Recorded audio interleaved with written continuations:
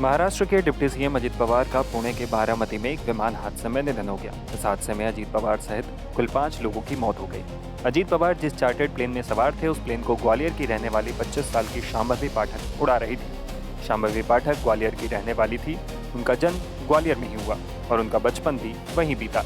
उनकी दादी मीरा पाठक को शांभवी ने मुंबई से सुबह 6:36 पर मैसेज भेजा और उसमें लिखा था, गुड मॉर्निंग दादा।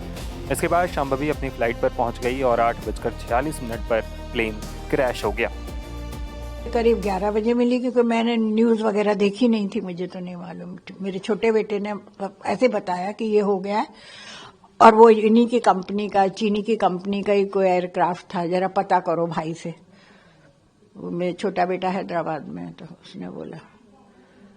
तो फिर पर तभी मुझे थोड़ा एकदम दहशत हुई, क्योंकि कल ही रात को शांभवी के पापा ने से मैं पूछती रहती थी, कहाँ हो तुम, कहाँ फ्लाई कर रहे हो तुम, वो कहाँ है, चीनी कहाँ है।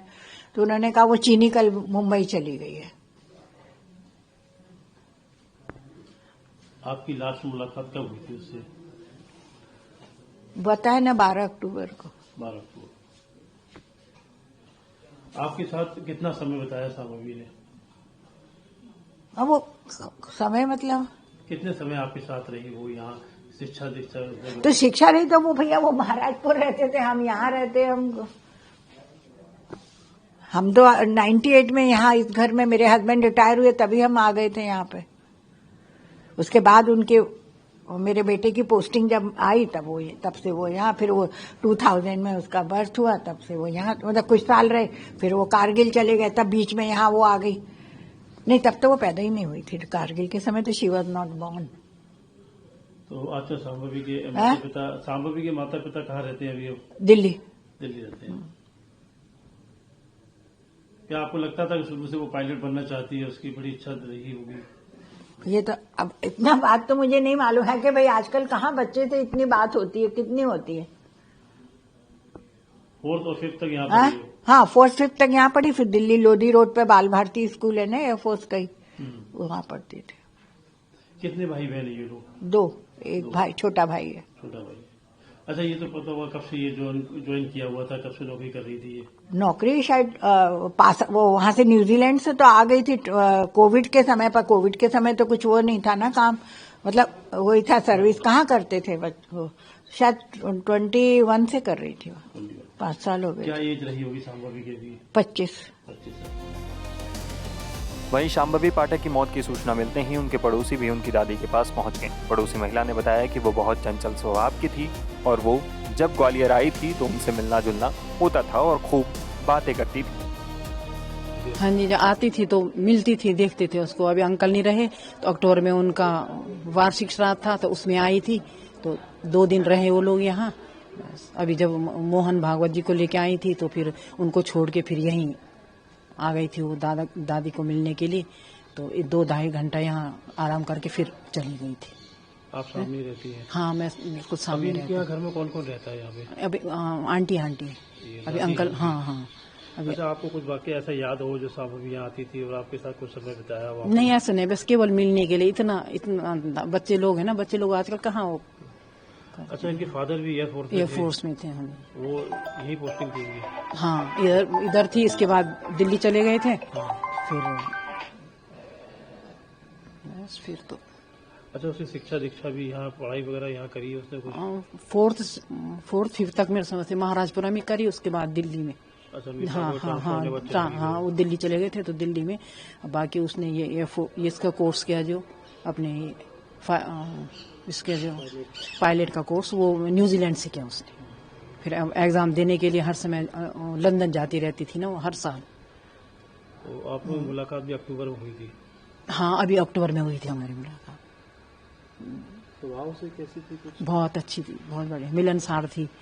तो नहीं तो ऐसा कौन आता मिलने के लिए? 2 घंटे के लिए आ रहा है तो चलो भाई मिलने के लिए चलो। उनके पास टाइम ही कहाँ रहता था, पर वो आती थी मिलने के लिए, चलो उषा आंटी से मिलने।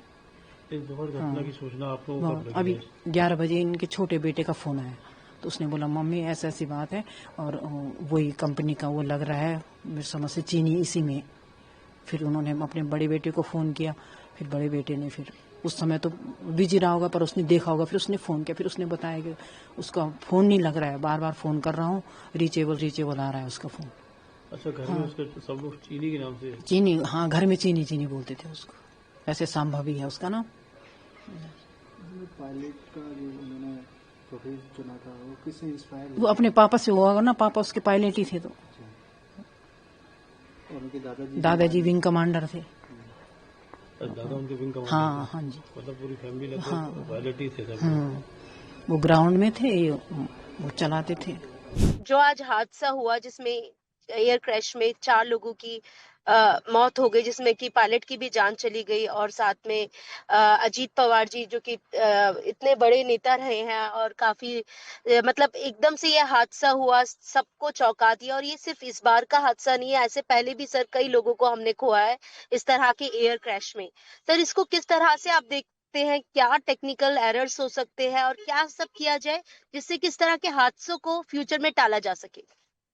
देखिए, ये बहुत ही दुखद हादसा है और इस एयर क्रैश में कैप्टन सुमित कपूर, जिनको मैं पिछले 20 सालों से जानता था, एयर सहारा के दिनों से, और बहुत एक्सपीरियंस्ड पायलट थे, और भगवान उनकी आत्मा को शांति दे, और जितने लोगों ने अपनी जान गंवाई है उनकी आत्मा को शांति दे।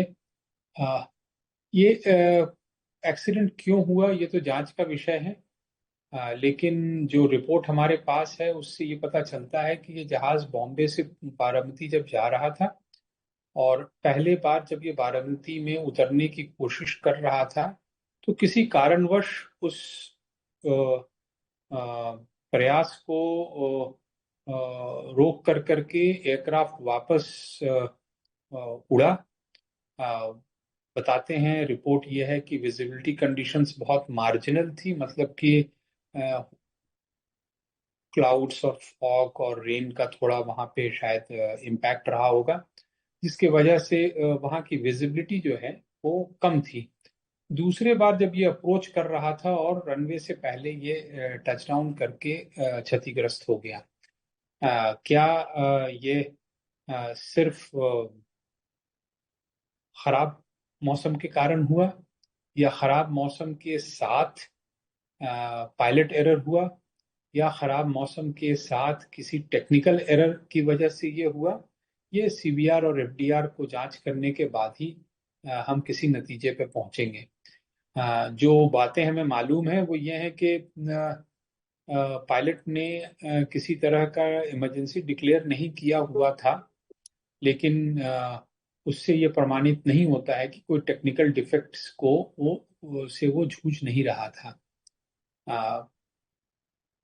ऐसे जो इलेक्शन के माहौल में प्रेशर तो पायलट्स के ऊपर बहुत होता है, क्योंकि हजारों की तादाद में लोग अपने प्रिय नेता को देखने के लिए खड़े होते हैं। तो एक माहौल बन जाता है, एक प्रेशर बन जाता है कि साहब इस पर्टिकुलर एयरपोर्ट पे लैंड करना है। और कभी कभी ये व्यवस्था की तरफ से भी बहुत प्रेशर बनता है। तो ये दोनों ही चीज को हमें समझना होगा कि फ्लाइंग जो है ये बहुत ही नॉन फॉरगिविंग, मतलब कि इसमें जो गलतियां होती हैं या जो इसके साथ हम खिलवाड़ नहीं कर सकते हैं। उड़ान की सुरक्षा के साथ हम किसी भी तरह का खिलवाड़ नहीं कर सकते हैं।